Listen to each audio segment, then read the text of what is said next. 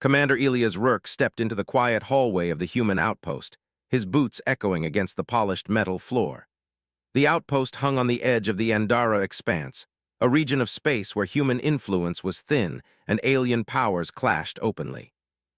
Every corner of the base carried tension like static electricity, and tonight the air felt charged in a way that made him tighten his jaw. He had been summoned to a private chamber by alien intermediaries, a request that was unusual, even by interstellar diplomatic standards. Elias had spent most of his life navigating conflict. He had fought in border skirmishes, mediated tense negotiations, and survived situations where a single misstep could ignite war. Yet, he had a sense that whatever awaited him behind the next door would challenge him in a way he had not expected. The door slid open silently. Inside, a single table glowed softly under a suspended light. On the far side sat three aliens, each unlike any creature Elias had ever seen.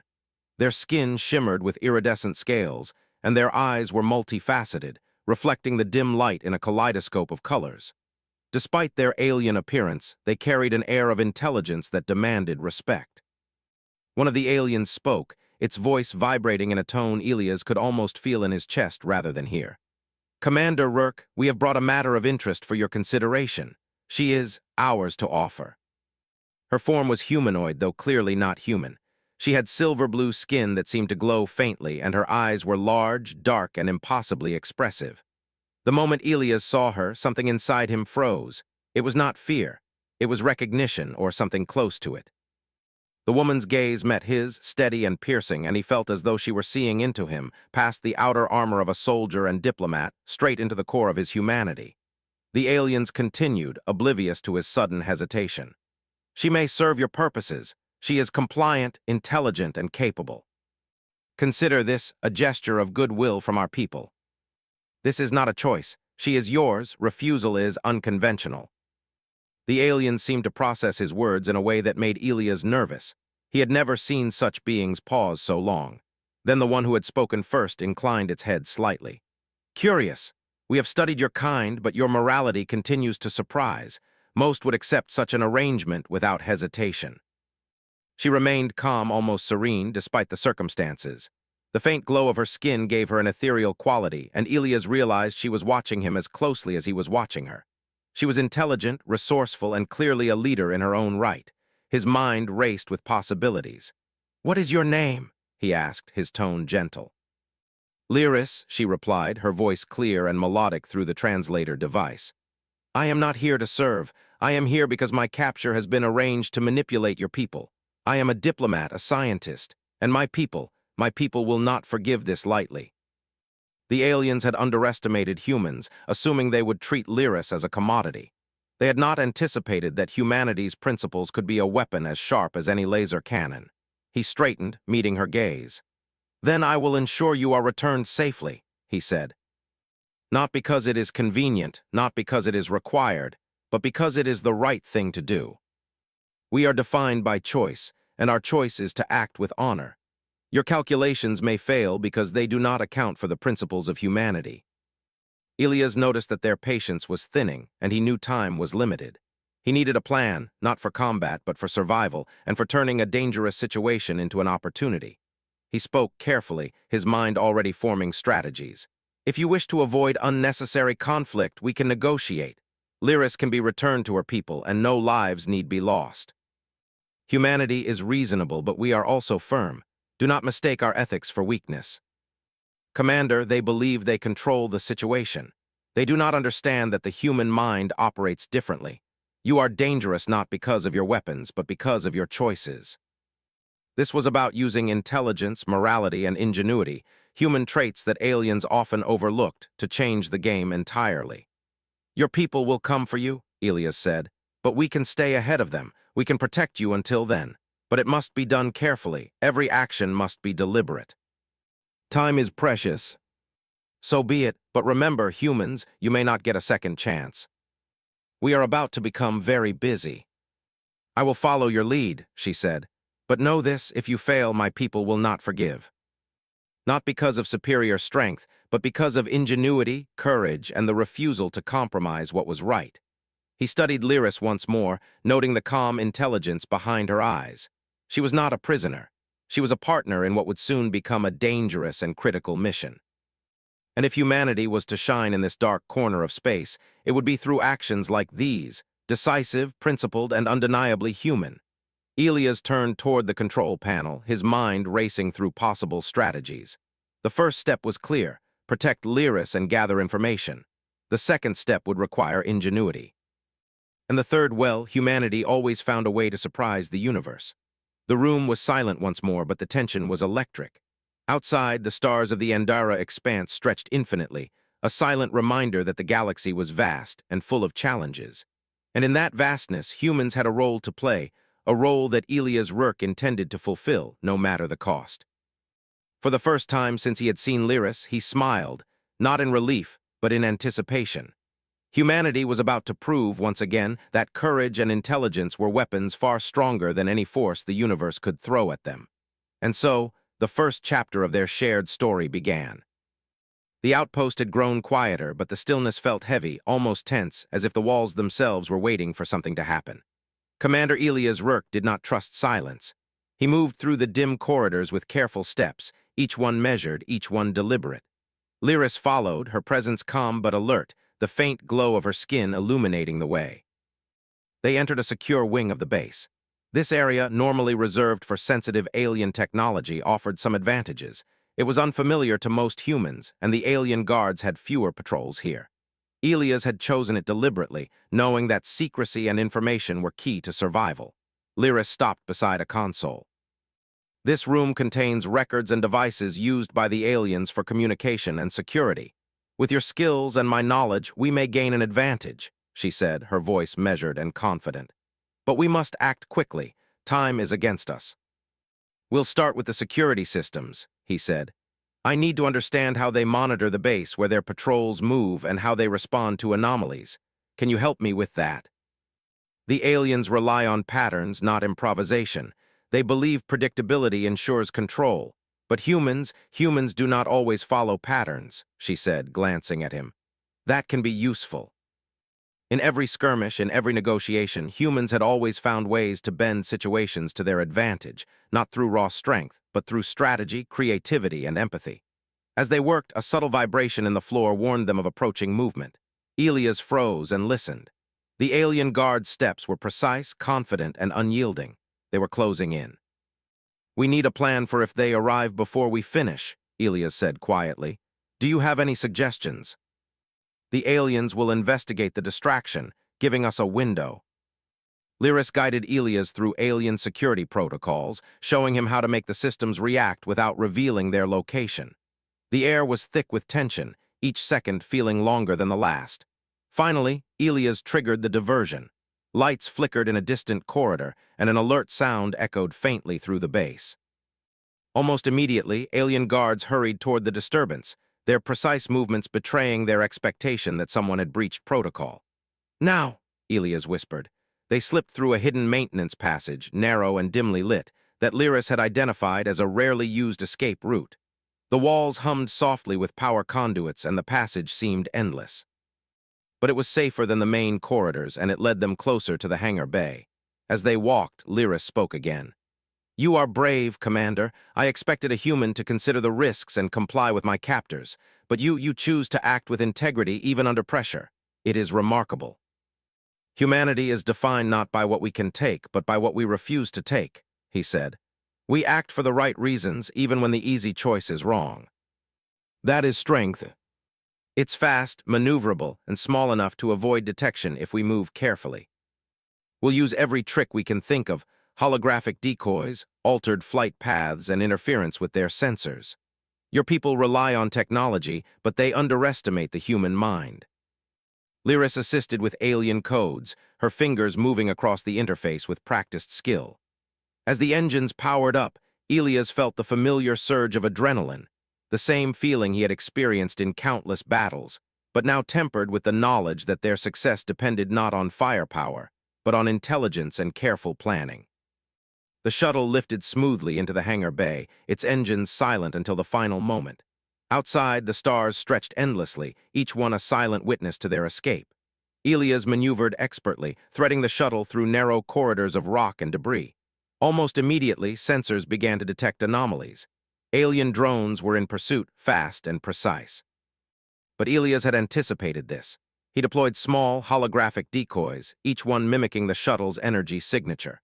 The drones were momentarily confused, and Elias used the chance to alter their course sharply, weaving through the asteroid field with uncanny skill. Lyris watched him, a mixture of amazement and relief in her eyes. "I did not expect humans to be so adaptable," she said. "Your creativity is as powerful as any weapon." The aliens pursued relentlessly, but they were constrained by their own expectations and protocols, exactly what Elias had counted on. After several tense minutes, the drones began to fall behind. Elias and Lyris shared a brief moment of triumph, but neither spoke. They knew this was only the beginning. Their escape was not just about leaving the base.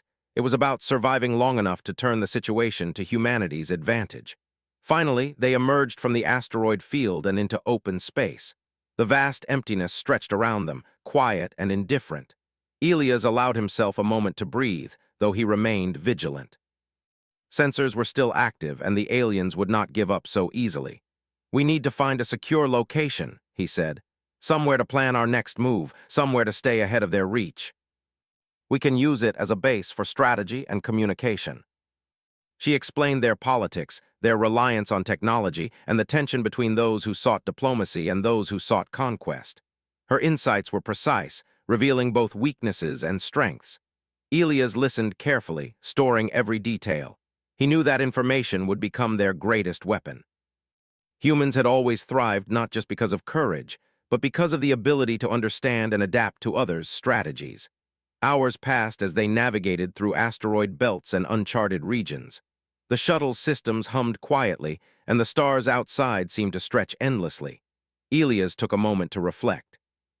Humanity's advantage was not in overwhelming force, but in a combination of principles, intelligence, and the refusal to compromise what was right. Lyris broke the silence.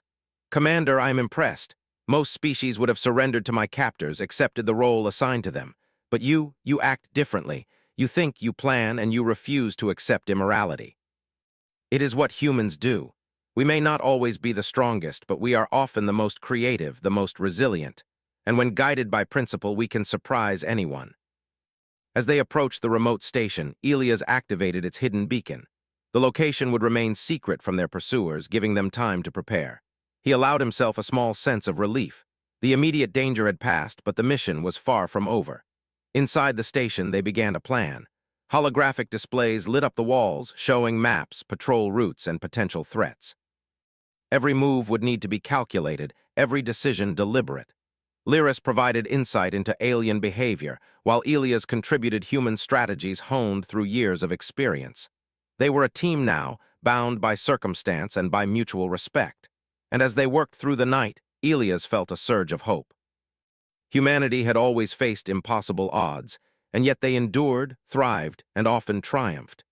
This was another such moment, a chance to prove that courage, intelligence, and morality could shine even in the darkest reaches of the galaxy. And in the quiet hum of the station, with stars twinkling beyond the reinforced windows, Elias, Rourke, and Lyris prepared for the challenges ahead, ready to show the universe what humans could do when guided by principle and ingenuity. The hidden station floated quietly on the edge of an uncharted asteroid cluster. Outside, the stars shone cold and indifferent, their light traveling across vast distances as if the galaxy itself had no concern for the struggles of a single human and an alien diplomat. But inside, the air was charged with urgency. Commander Elias Rourke moved with careful precision, reviewing the maps displayed on the holographic table. Lyris stood beside him, her fingers tracing alien symbols that translated instantly onto the human interface. "We cannot linger long," she said. "My people are tracking signals. Even hidden locations like this are not safe indefinitely. We need to turn their expectations against them. If they are predictable, we can control the engagement without direct confrontation." Together, they began to see a path forward. "This is a puzzle," Elias said finally, "and we are going to solve it, not with brute force but with brains. That is humanity's advantage." First, they would use the shuttle to send decoy signals through the asteroid cluster. Small drones, programmed with holographic emitters, would mimic their energy signatures.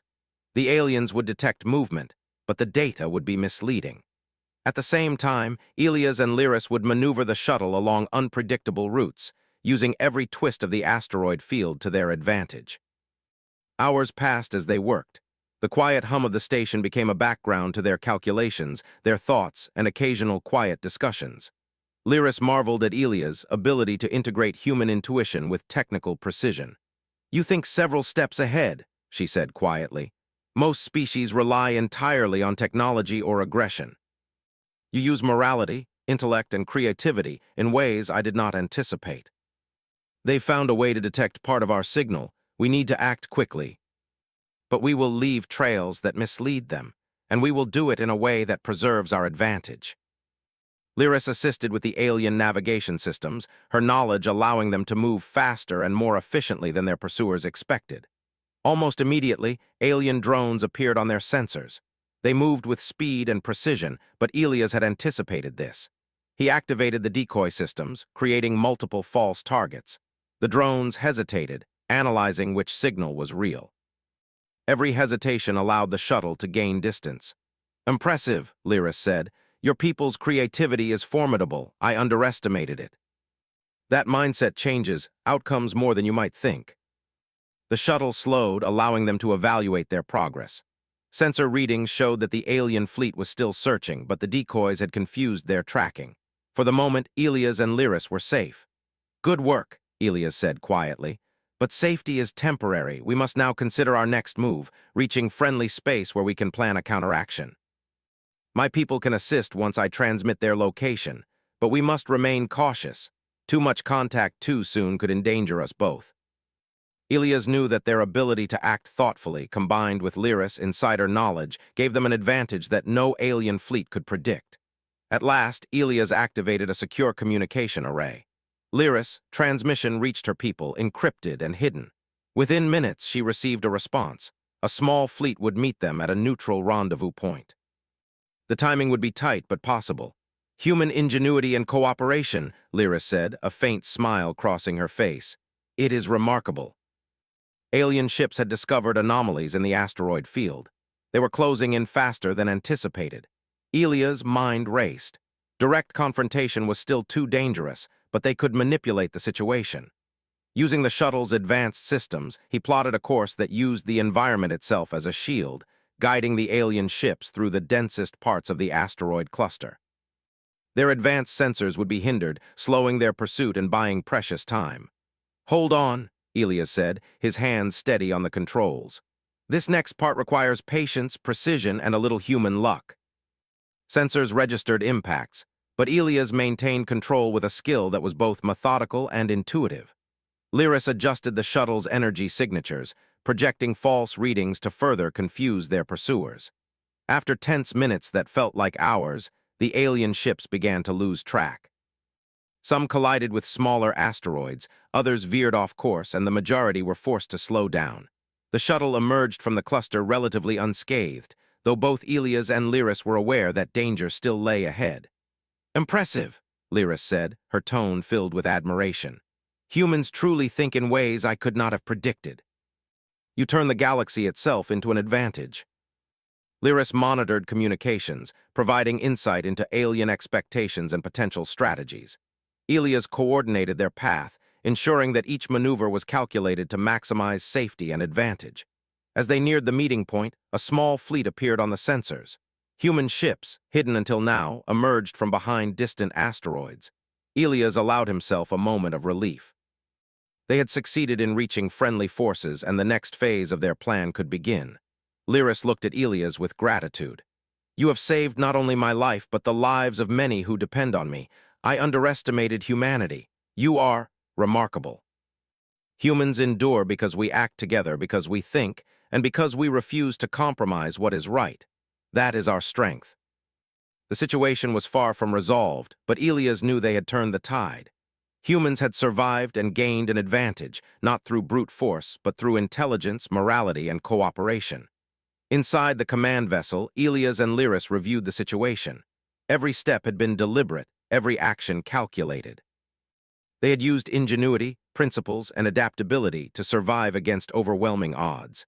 And now, with allies nearby, they could plan a response that would not only ensure safety, but also demonstrate the value of humanity's unique approach to conflict. As the stars stretched endlessly outside the windows, Elias allowed himself a moment of reflection. Humans had always faced impossible challenges, yet they endured. They had always turned adversity into opportunity, surprise, and success. And in the vast reaches of the galaxy, they had proven again that courage, intelligence, and morality were as powerful as any weapon. Lyris watched him silently. "I have learned much from you," she said. "Humanity is extraordinary. Not because of strength, but because of choice, intelligence, and courage." Humanity had once again shown its ability to overcome impossible odds, not through force alone, but through thought, principle, and unyielding determination. And in the quiet hum of the vessel, with stars shining far beyond, Elias and Lyris prepared for the next chapter of their story, a story that would test not only skill, but the very essence of what it meant to be human. The command vessel drifted silently through the black of deep space, its hull cutting through the starlight with deliberate precision. Inside, Commander Elias Rourke sat before a holographic display, tracing the positions of nearby alien fleets. Each blip of movement represented a potential threat, and each one reminded him that their current advantage could vanish in an instant. Lyris stood beside him, her expression calm, though her eyes betrayed a spark of urgency. "They are adapting," she said, pointing to several blinking indicators on the display. "The aliens have realized our use of decoys. They are recalculating, predicting our patterns, and adjusting their approach. That will remain our edge. Force alone is rarely enough. This will be more challenging than before. They are learning from their mistakes." Their designs were sleek, weapons integrated into the hull, sensors scanning constantly. Elias knew that direct engagement would be disastrous. Humans did not have the firepower to face them head-on, but strategy could level the playing field. "Divert power to the shields and engines," he commanded. "We will navigate through the asteroid belt ahead. It is narrow, dense, and difficult to traverse. They may follow, but they will be slowed. And remember, every move counts. We need every second of confusion to escape. Keep recalculating their predictions." Alien sensors were overwhelmed, unable to discern reality from illusion. "We are buying time," Elias said quietly, but the tension in his voice betrayed the stakes. "Time is all we have right now." Elias adjusted controls immediately, stabilizing the vessel. "They are targeting us," he said. "Not direct weapons fire, but energy pulses designed to disrupt systems. They are testing defenses. Redirect power to dampen the pulses, and adjust course to make targeting harder." Elias allowed himself a brief breath. The immediate danger had passed, though the threat was far from over. "We need a safe location to regroup," he said. "Somewhere they cannot easily track us and where we can plan our next steps.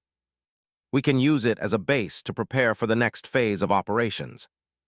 She provided critical intelligence about alien fleets, weapon capabilities, and probable strategies. Elias monitored every transmission, ensuring it remained secure.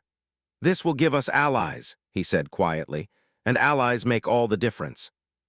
Sensors confirmed that the research station was intact but abandoned, its systems dormant. Elias docked carefully, ensuring a secure connection. They entered the station, moving through empty corridors that hummed faintly with residual power. "This place will serve," Elias said, surveying the interior. "We have cover, resources, and time to plan, but we must remain vigilant. The aliens will not give up so easily." She provided Elias with schematics, sensor maps, and information about fleet movements. Together, they began crafting a plan, not just for survival, but for turning the situation to humanity's advantage. Elias reviewed the maps, analyzing patrol routes, sensor blind spots, and communication networks. "We are going to use their own assumptions against them," he said. "They expect aggression or direct engagement. We will do neither. Instead, we will manipulate information, mislead them, and control the situation without direct conflict. We survive by thinking, by acting, and by refusing to compromise our values. That is why humanity endures where others fail." The station systems provided ample resources, but the real advantage was their combined intelligence. Lyris spoke quietly as she input data. "Commander, I am beginning to understand why humans are so respected and feared across the galaxy. Your ability to adapt, to anticipate, and to act ethically is unique. We consider what is right, And sometimes that is the most powerful advantage of all. We will prepare the defenses, strengthen communication encryption, and create misinformation. When they arrive, they will face confusion and delay, enough for us to gain an advantage. And in that quiet focus, Elias felt the essence of humanity at work: intelligence, adaptability, courage, and unyielding principle. As the night stretched on, Elias stood and looked out at the stars. "This is far from over," he said softly. "But we have survived, adapted, and gained the advantage. Humanity has always faced impossible odds. And once again, we have proven that intelligence, principle, and courage can turn the tide. And we will continue to do so, no matter the challenges ahead." And in that moment, amid the silent hum of dormant technology and the infinite reach of space, Elias knew one thing for certain: humans would continue to endure, adapt, and triumph, no matter the odds. The abandoned research station floated silently against the black void of space, a fragile haven in the midst of danger. Commander Elias Rourke surveyed the holographic maps again, tracing the predicted movements of the alien fleets. The enemies had adapted quickly, but humans always had one advantage they often overlooked: creativity, morality, and the ability to act unpredictably. Lyris stood beside him, her silver-blue skin faintly glowing in the dim light. "The aliens have doubled their fleet," she said, her voice calm but urgent. "They will reach our location soon. They expect surrender or direct confrontation. We must act carefully. We will give them confusion, strategy, and humanity at its finest." Lyris adjusted the alien communication arrays, planting misinformation that suggested they had already evacuated. "This should buy us time," Elias said. "But the next step is critical. We need to ensure my people and yours can meet safely. That is the key to preventing war. But if the aliens capture me again, it will spark retaliation. We must be precise." Every hesitation allowed the shuttle and the station to prepare defenses and adjust escape vectors. "They are cautious," Lyris observed. "Your human strategies are effective. They are learning, but too slowly. Slowing them down is enough to turn the situation to our favor." "This is working," Lyris said, impressed. "The combination of deception and strategy, it is brilliant. The fleet must believe we are still here, protecting the illusion until the last possible moment." "Prepare for jump," Elias commanded. He entered the coordinates for the rendezvous point with Lyris people, a fleet hidden just beyond the outer asteroid field. As the shuttle approached the edge of the system, the alien fleet attempted to predict their exit path. Elias anticipated every maneuver. He altered speed, changed trajectory, and deployed last-minute decoys. The alien sensors were overwhelmed, tracking multiple false signals while the real shuttle moved silently toward safety. Minutes later, the shuttle emerged from hyperspace into the neutral rendezvous zone. Ahead, a small fleet waited, their vessels sleek, efficient, and prepared to receive Lyris safely. Elias breathed a small sigh of relief. The immediate danger had passed, though they were far from finished. Lyris people extended docking clearance immediately. The shuttle docked smoothly, and they were welcomed aboard.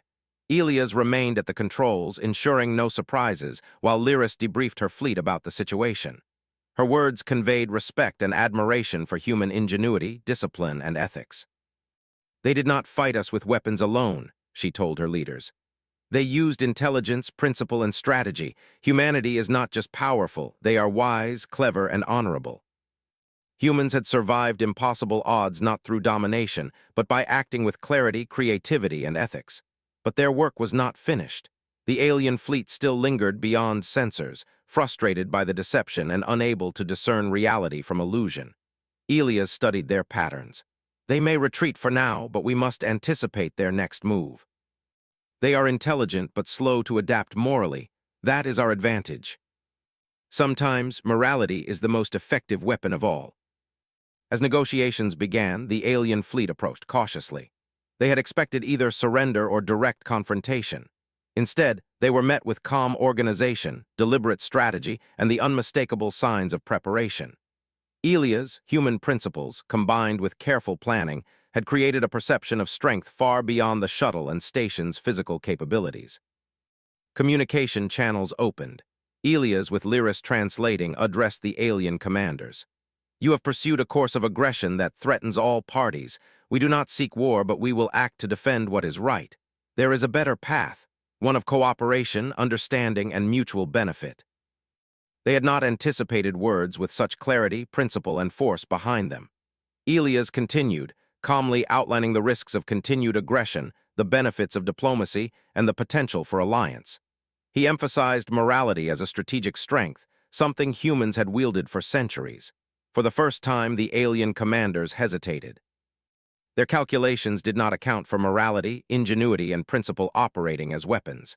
They recalculated, uncertain of the humans' next move. Lyris stepped forward. Commander Rourke has shown me the value of human ethics combined with intelligence. If we continue conflict, both sides will lose. If we act with wisdom, we can prevent unnecessary destruction and build a lasting peace. Elias allowed himself a faint sense of satisfaction, not because he had defeated the aliens in battle, but because he had used human ingenuity and morality to create a path for peace. This was the essence of humanity, moments, surviving impossible odds, protecting life, and creating alliances through principle as well as strategy. Negotiations continued, precise and deliberate. Terms were outlined, agreements drafted, and communication channels secured. Lyris, people now trusted humans, impressed by their courage, intelligence, and unyielding ethical clarity. The aliens, reluctantly respectful, recognized that humans operated differently than any species they had encountered, unpredictably, principled, and surprisingly formidable. As the talks concluded, Lyris turned to Elias. You have saved lives, prevented conflict, and shown what humans can accomplish. I underestimated your species. I will not make that mistake again. That combination has kept humanity alive and respected, even against overwhelming odds. Elias stood on the bridge of the command vessel, gazing at the stars. He reflected on the events that had begun with a shocking offer, one that tested not only his courage, but the very principles of humanity. He had faced impossible odds, yet through strategy, principle, and moral clarity, he had turned a dangerous situation into an opportunity for alliance and peace. Lyris approached once more before departing. Your actions will be remembered, she said. Humanity has a place in this galaxy not only because of strength, but because of intellect and ethics. That is something extraordinary. That is what sets us apart in the universe. The galaxy was vast, full of dangers and unknowns, but humanity's place within it was clear. Wherever they went, humans would endure, adapt, and prevail, using their greatest weapons: intelligence, moral clarity, and the unyielding courage to do what is right, even when it seemed impossible. And as Lyris' fleet disappeared into the distance, safely heading toward her homeworld, Elias Rourke looked out into the stars and knew one thing: humanity had once again proven itself extraordinary. The universe had witnessed the power of choice, creativity, and principle. Humanity had won not because of domination, but because they refused to compromise who they were. The mission had succeeded. Alliances had been forged, lives had been saved. And in that triumph, humanity's light shone brighter than any star, a reminder that courage, intelligence, and morality were forces no enemy could ever ignore.